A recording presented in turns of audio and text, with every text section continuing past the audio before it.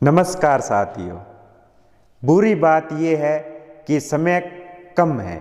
बुरी बात यह है कि समय कम है, मगर अच्छी बात यह है कि अभी भी समय है। अच्छी बात यह है कि अभी भी समय है। इस सुविचार के साथ अपने आज के टॉपिक की शुरुआत करते हैं। अपने आज का टॉपिक है राज्य, देश व राष्ट्र।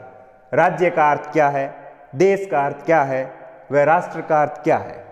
राज्य, देश व राष्ट्र की शब्दावली का अंतर समझेंगे। अपने सबसे पहले अपने टॉपिक है अपने राज्य किसे कहते हैं।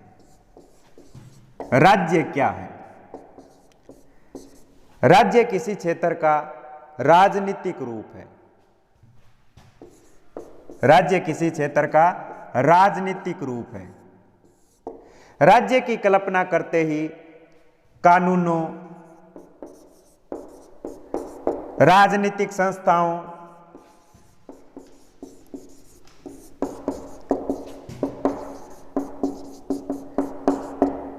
राजनीतिक प्रक्रियाओं,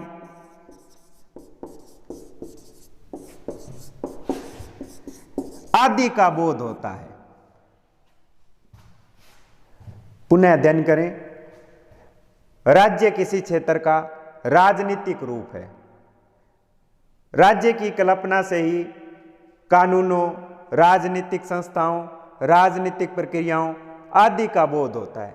जैसे उदाहरण देखें अपने, जैसे 4 देश है, भारत, नेपाल, अमेरिका,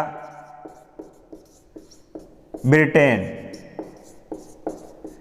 जैसे भारत की राजनीतिक व्यवस्था है संसदात्मक शासन प्रणाली, नेपाल की है संसदात्मक शासन प्रणाली, अमेरिका की अध्यक्षात्मक, ब्रिटेन की राजनीतिक व्यवस्था है संसदात्मक शासन। तो ये क्या माने जाएंगे? राजनीतिक व्यवस्था के आधार पर जो है राज्य माने जाएंगे। तो आपने किया, राज्य जो है प्रभुसत्ता संपन्न होता है। राज्य प्रभुसत्ता संपन्न होता है। राज्य के 4 अंग होते हैं या 4 तत्व होते हैं। जनसंख्या, निश्चित भूभाग,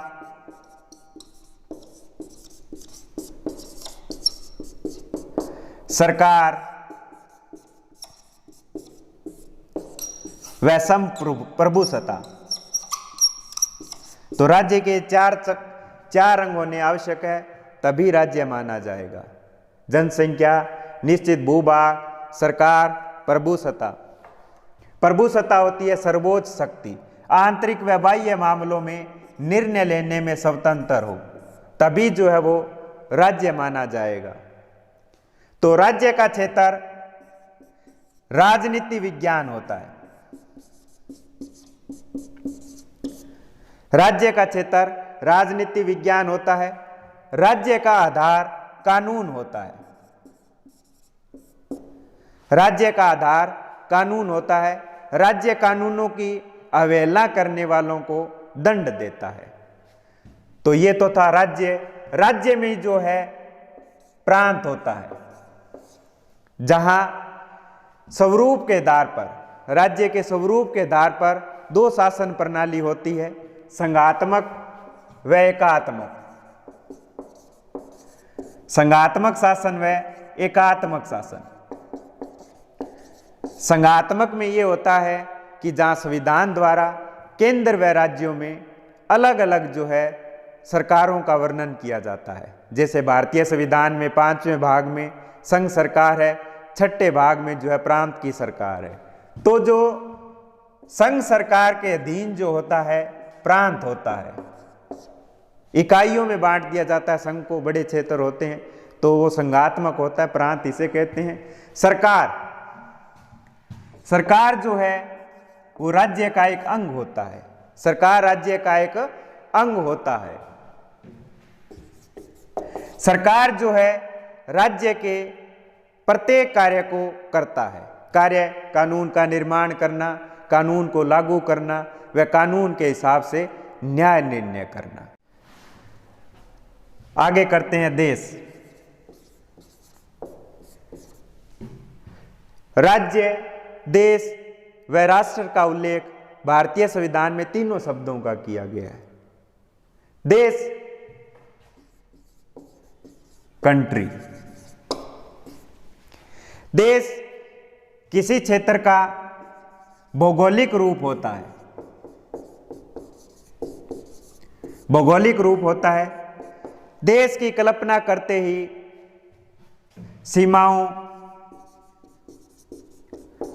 क्षेत्रों,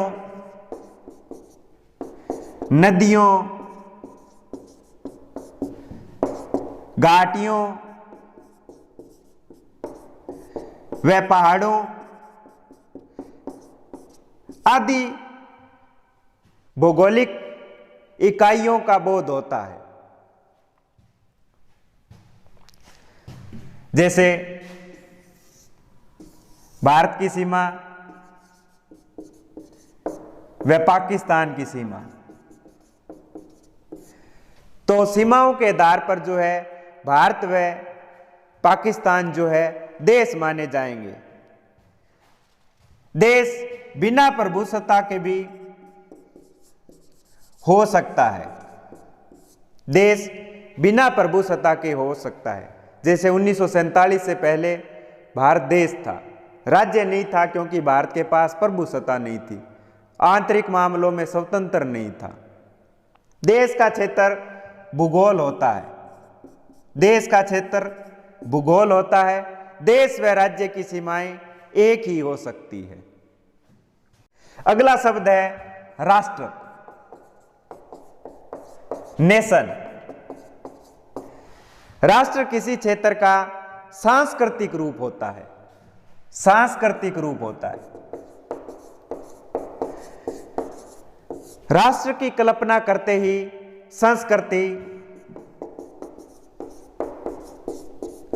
धर्म, जाति, रीति रिवाज, पहनावे आदि का बोध होता है। राष्ट्र के पास नैतिक बल होता है। राष्ट्र विनती कर सकता है।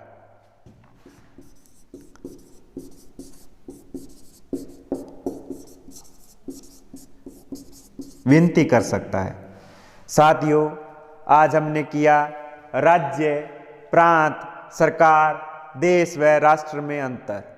राज्य जो है राजनीतिक आधार पे होता है, देश जो है भौगोलिक आधार पे होता है, राष्ट्र जो है सांस्कृतिक आधार पे होता है, प्रांत जो है वो देश का, राज्य का जो है वो एक अंग होता है, इकाई होती है, सरकार जो है वो राज्य का अंग है। जय भारत,